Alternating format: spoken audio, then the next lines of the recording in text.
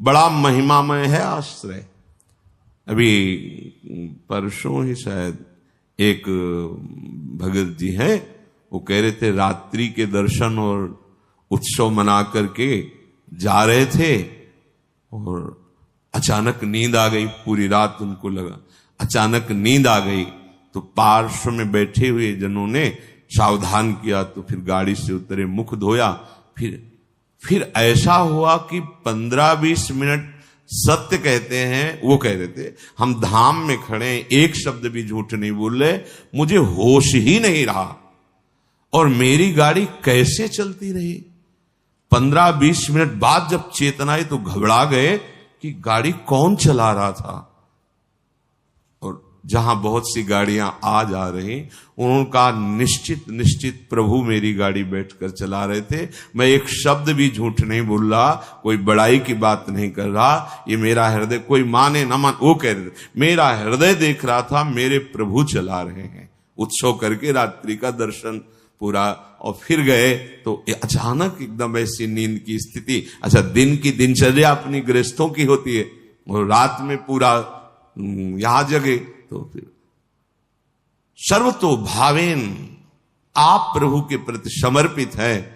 वो आश्चर्य जीवन मंगलमय हो जाएगा। मान लीजिए एक बार श्री नारदानंद सरस्वती जी महाराज नैमिषारण्य के कहीं संतों की संगोष्ठी में जाना था, बहुत दूर, बहुत विद्वान वेदांतदर्शी ब्रह्मबोध संपन्न महापुरुष थे नारदानंद सरस्वती जी महाराज। रास्ते में गाड़ी खराब हो गई, जहां कई किलोमीटरों तक कोई नगर नहीं, कोई। अब वहां संतों की सभा में पहुंचना था, कैसे? तो दंडी सन्यासी थे, तो उनका देखो ये बात किसी से कहना नहीं, ऐसे रखा दंड नारायण को और कहा स्टार्ट करो। स्टार्ट हो गई गाड़ी। जब लक्ष्य में पहुंची दंड नारायण को हटा लिया। कोई दुर्लभ नहीं है। अनंत ब्रह्मांडों को जो अपने संकल्प से चला रहे हैं, वो एक हमारे जीवन के रक्षक हो, ये कोई आश्चर्य की बात नहीं। शरणागत के लिए कोई आश्चर्य नहीं है। वो देहातीत स्थिति एक क्षण में प्रदान कर सकते हैं, हमें कल्पों लग सकते हैं। इसीलिए यहां कहा नमो नित्यम वृंदावन तरुलताभ्या करुणया। वृंदावन की लता खगमृग पशु पंछी, वृंदावन के रसिक जन, वृंदावन वासी जन, ये सब करुणामयी लाडली की करुणा स्वरूप है। ये हम पर दया करें। किरंतिभ्या, इनकी कीर्ति का गान करें, इनके दर्शन करें, स्पर्श करें, इनकी बातें सुने और स्मरण करें तो विभांतिभ्या पावे प्रकृति रस सारात्म महसा। प्रकृति रस से परे जो सार तत्व है, परम रस प्रेम, वो तुम्हारे हृदय, और प्रेम ही देहातीत स्थिति प्रदान करता है। चाहे आत्मरति बोलो या प्रिया प्रीतम की रति माने प्रेम, या आत्म प्रेम, तो इतना गाढ़ अवस्था की अवधूत स्थिति शरीर की शुद्ध ही नहीं है। प्रेम प्रियालाल के प्रकट रूप में इतना प्रेम, शरीर शुद्ध ही नहीं है। शरीर शुद्ध छूटना कोई कठिन बात नहीं है। एक उदाहरण में पूज्य भाई जी ने लिखा कि एक कोई वंदना कर रहे थे, तो उनका नियम होता है कि जिस समय उनका समय हुआ वो अपनी वंदना करते हैं अपने ईश्वर की।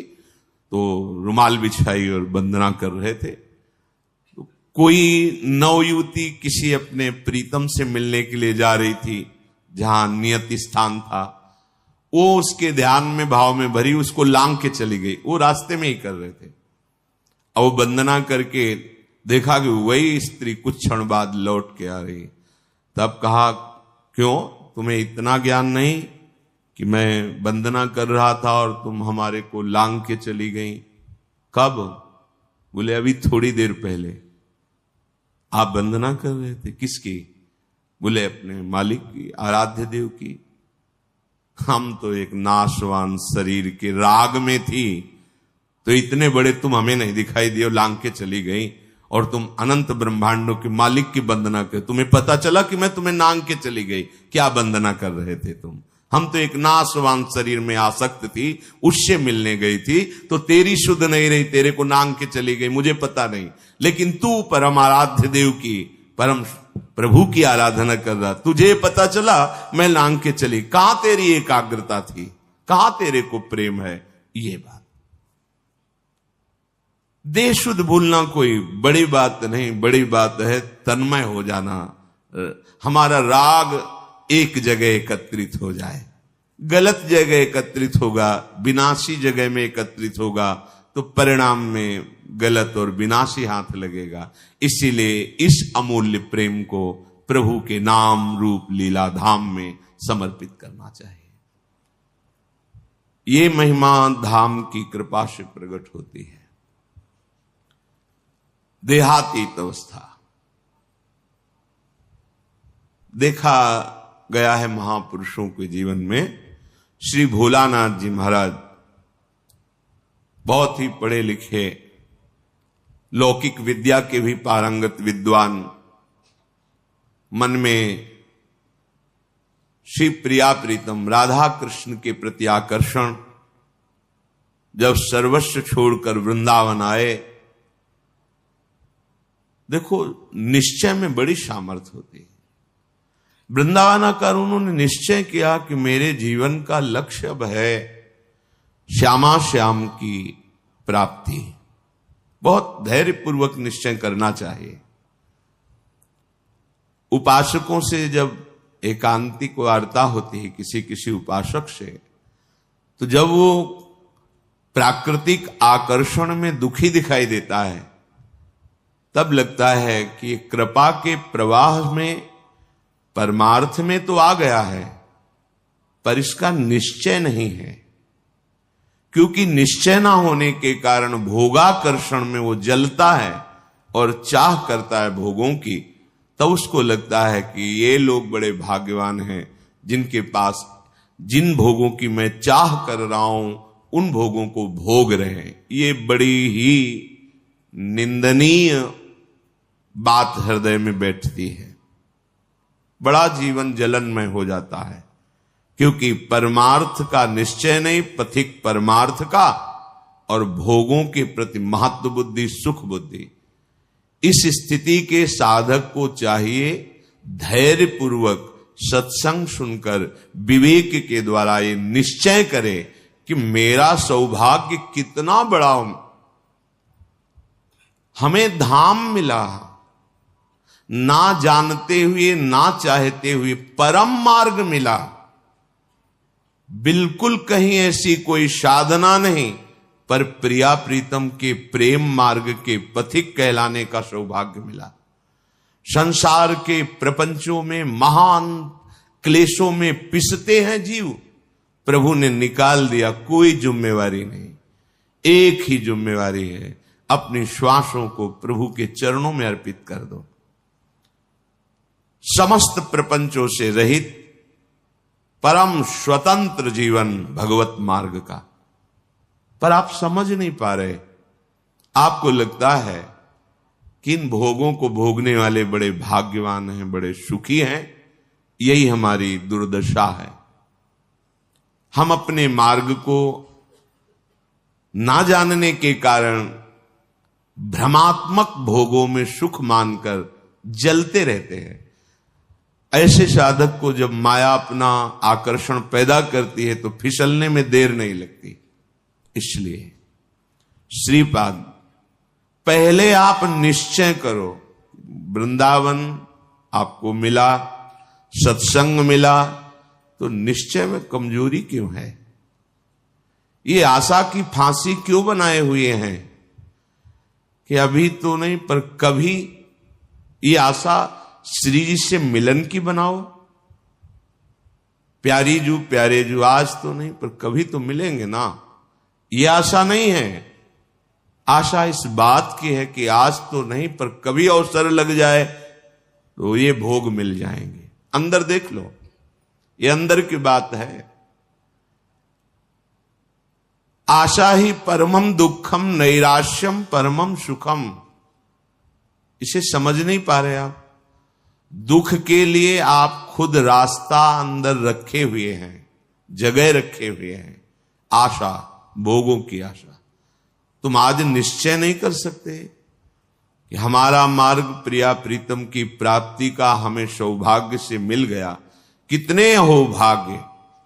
जहां श्रीपाद कह रहे हैं पुनंति ब्रह्म रुद्रादीन एषाम चरण रेणवः सर्वभावेन में सेव्य अस्ते वृंदावन वासिना। भगवान रुद्र, शंकर, ब्रह्मा आदीन और भी बड़े बड़े महापुरुष एषाम चरण रेणवः, जिनकी चरण रज के लिए तपस्या करते हैं, प्रार्थना करते हैं, याचना करते हैं, जो रज शिव शनकादिक याचत, सर्वभावेन में से व्यास्ते वृंदावन वासिना। हमें सौभाग्य मिला कि सर्वतो भावेन, ना चाहते हुए भी हम रज में वास कर रहे हैं।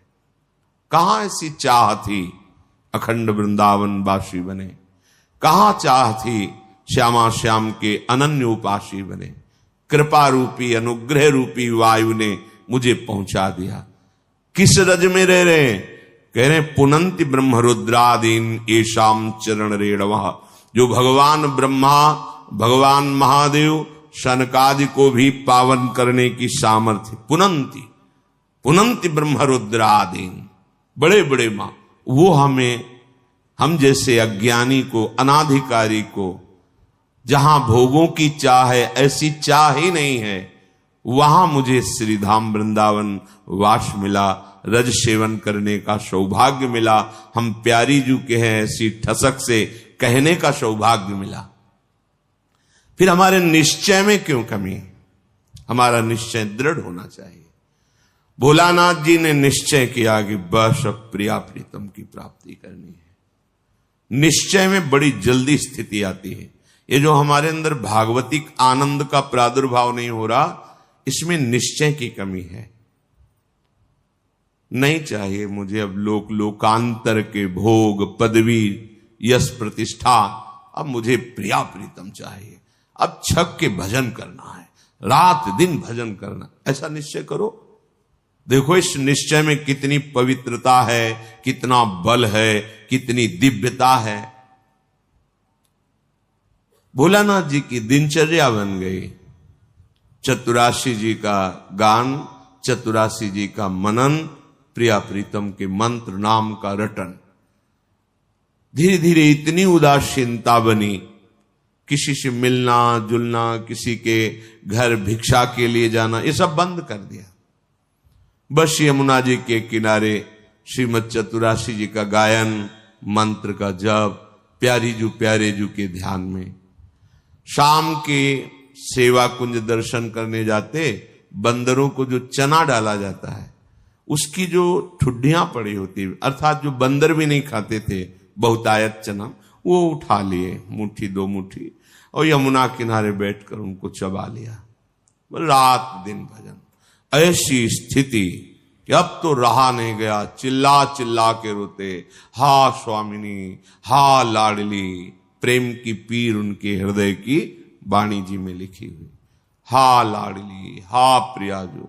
ब्रजवासी जन सुनते तो प्रार्थना करते प्रियाजू से कि अगर हमारे कोई सुकृत है तो लाडली आप प्रसन्न हो जाओ, बाबा को दर्शन दे दो। इतनी विकलता, इतना रुदन।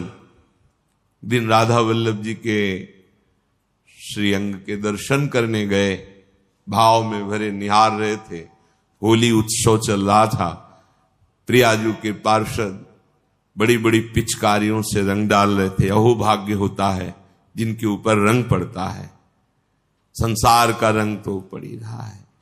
अहो भाग्य उनके जिनके सामने प्रभु विराजमान है और फिर उनके पार्षद जन उन्हीं कर कमलों से जिनसे श्रीअंग सेवा करते हैं वो रंग डालते हैं, गुलाल डालते हैं। समीप ही थे, भर की पिचकारी मारी लीला श्री जी की, उनके कान में सीधे गई, पर्दा फट गया, रंग युक्त जल अंदर। जो श्रीपाद कह रहे जीवन नेव मृत प्रायो देहादौ निरहम ममा। देह भाव से अतीत अहमता ममता शून्य स्थिति प्रेममयी। अब वो जल पीड़ा देता है, पक जाता है, फिर उसमें कीड़े पड़ जाते हैं, कोई किसी से नहीं कहना। सेवा कुंज दर्शन करने गए तो ऐसे कीड़े निकले। जब लोगों ने देखा तो उनका, अरे बाबा तुम्हें तो बड़ा कष्ट है। कुछ नहीं, श्री जी की लीला है ऐसा। नहीं, उस समय मथुरा जाना पड़ेगा। बहुत जब प्रार्थना राजी हो गए, ये भी श्री जी की लीला। रोग रूप से प्रभु आए हैं तो औषधि रूप से उनकी पूजा हो, ले गए मथुरा। डॉक्टरों ने देखा, कहा इनका तो बड़ा ऑपरेशन होगा क्योंकि सड़न हो गई बहुत दिन से। उनके पास जो निज जन सेवा में बनकर गए थे, उन्होंने कहा आपके कान का ऑपरेशन होगा, आपको बेहोश करना पड़ेगा, ये ऐसे नहीं होगा। तो उनका नहीं, आप 30 मिनट पहले बता दीजिए आके, बेहोश की जरूरत। बोले बहुत कष्ट हो उसमें बेहोश कर, बोले आप बता दीजिए। तो लोगों ने डॉक्टरों से कहा कि स्थिति प्रज्ञ महापुरुष हैं, स्थिति प्राप्त महापुरुष हैं, ये जैसा कहते हैं वैसा ही करो। वो आए, उन्होंने कहा कि अब 30 मिनट बाद ऑपरेशन होगा। श्री हरिवंश राधा राधा गए। वो डॉक्टर आए ऐसे कि ऑपरेशन के कुछ देर बाद बाबा श्री हरिवंश, जैसे सो के उठे, श्री हरिवंश राधा राधा राधा। तो हो गया ऑपरेशन। अच्छा उठे, चल। आश्चर्यचकित सब नर्स डॉक्टर, क्या है ये? शरीर का ऑपरेशन हो रहा है, आप श्री जी की सेवा में हैं, भाव देह से क्या फर्क पड़ता है? ये स्थिति। नमो नित्यम वृंदावन तरुलताभ्य करुणया कीरंतिभ्या सर्वान पिच पुरुषार्थान सकृदपि विलोकात। यहां देखना भजन है, विलोकात, यहां की लताओं का दर्शन। यहां आप आए हैं, आपको पता नहीं कि ऐसे महापुरुष का स्पर्श हो जाएगा, सारे दुष्कृत आपके नष्ट हो जाएंगे। आप भीड़ में चल रहे हैं, कौन किस कोटि का भजनानंदी है ये बाहर से थोड़ी दिखाई देता है। ये प्रेमियों का देश है वृंदावन। पता नहीं किस पर दृष्टि पड़े, कितनी ऊंची स्थिति का वो प्रेमी महात्मा गृहस्थ वेश में दिखाई दे रहा है, पागल वेश में दिखाई दे रहा है, या विरक्त वेश में दिखाई दे रहा है, कोई आपको आकर्षण नहीं लग रहा, पर प्रिया प्रीतम की बहुत ऊंची प्रेम स्थिति में है। इनके दर्शन का, इनके स्पर्श का, इनके सानिध्य का देवर्षि नारद जी कह रहे अमोघस्य। भाई जी ने कहा जैसे आप सो रहे हैं और सूर्य उदय हो गया है तो अंधकार नष्ट हो गया, पर आपको पता तब चलेगा जब नेत्र खुलेंगे। ऐसे ही महापुरुष का संग हो गया, अब आपका तो कल्याण निश्चित है, पर आपको पता तब चलेगा जब आपके अंदर वो कल्याण स्थिति जागृत हो जाएगी। बिलोकात, वृंदावन को देखना, ये प्रेम प्रदान करने वाला है। कहां से आ रहे? वृंदावन का दर्शन करके। ये भावना मत लाओ यहां बड़ी बिल्डिंगें हैं, ये सब भौतिक बातें माने। धाम नाम रूप लीला चिदानंद है, ये है। गिरिराज जी वही है ना, रजरानी वही है, बहुत कुछ यहां सब चिदानंद है। अपने भाव दूषित है इसलिए पकड़ नहीं पा रहे। विलोकात, दर्शन करो वृंदावन का। देहातीत स्थिति कैसे प्राप्त होगी? बिलोकात, संस्पर्शात, यहां की लताओं का स्पर्श, रजरानी का स्पर्श, स्वाभाविक वायु बड़े बड़े महापुरुषों का, यमुना रसरानी का, बिहारी बिहारिंजू का स्पर्श करके आपके शरीर को स्पर्श कर रहे। बड़े बड़े तीर्थों के अवगाहन से जो बात नहीं बनेगी वो यहां की वायु हवा बना देगी। ये वृंदावन की वायु है। स्पर्शात, यहां की रज, यहां की लताएं, यहां के खगमृग पशु पंछी, यहां के रसिक जन, स्पर्श हो ही जाएगा, बाह्य और आंतरिक दोनों हो जाएगा। कथनाच, वृंदावन का नाम, वृंदावन की जय घोष, वृंदावन धाम की प्रिया प्रीतम का नाम, उनकी जय घोष यहां स्वाभाविक होती रहती है। जय जय श्री राधे, वृंदावन धाम की जय। बार बार यहां तुम्हें चलत फिरत सुनियत है, श्री राधा वल्लभ लाल। ऐसे वृंदा विपिन में बसत रहो सब काल। यहां चलते फिरते बिल्कुल आप एक भी नाम न जप करें तो भी यहां भजन होने लगेगा। यहां का प्रभाव है। यहां फिरे स्वार्थ आपने, भजन गए फिरे बाह। भजन आपको पकड़ लेगा, आपको भजन पकड़ लेगा। भजन गए फिरे बाह। कथनाच श्रवणाच, वृंदावन की महिमा सुनना, वृंदावन की महिमा कहना, और स्मरण तो स्मरण करना। कई बार सत्संग में कहा है, जैसे आप यहां आए हैं 1-2 दिन के लिए, तो अपने मानस कैमरा को बहुत संभाल के रखिए। यमुना रस रानी की शोभा भरिए, बिहारी जी के श्री अंगों को, राधा वल्लभ लाल, राधा रमण जी के श्री अंगों को एकाग्रता पूर्वक देखिए। बैठा लिए अपने मानस कैमरा पे वो छवि, वो शोभा, वो झांकी। आप एक एक चीज वृंदावन की भर के ले जाइए हृदय में, और फिर कुछ मिनट एकांत बैठकर दर्शन कीजिए। धीरे से पहुंचिए एकाग्रता पूर्वक। अब बिहारी जी के गेट में गए, डेहरी में प्रणाम किया, अब आंगन में पहुंचे, बिहारी जी को दर्शन कर रहे हैं। आह कैसे बिहारी।